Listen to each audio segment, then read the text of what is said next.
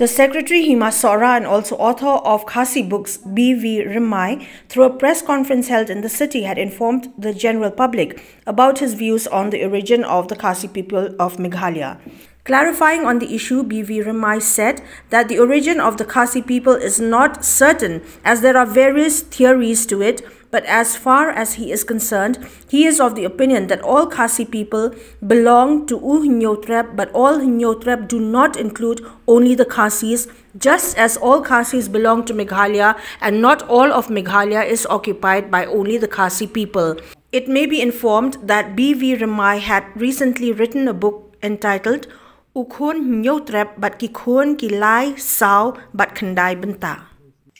Và Khasi kadai ka kateng jong jai budi ujung amdai Hinyotrep kemudian berkan nangai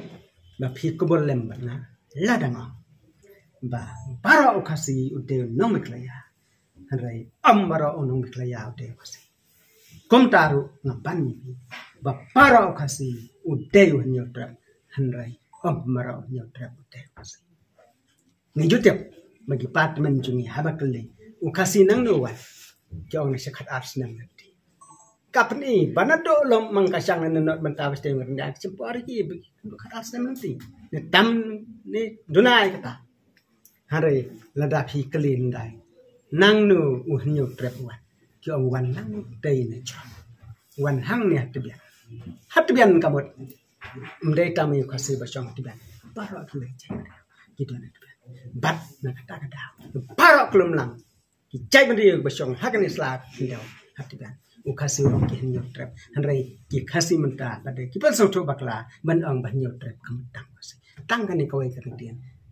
ngai khoblai kit bok ruang badi baro kito bas ngap ya kan ka khabar ai bikin duriap ban perkhan ban pensiongnya kanu kabadai kanu balai se penbai se duriap nang bangin yo ya kawai ka lai ngin yo ya kawai ka thong ka thme ching tem se phang ka jai kan de chong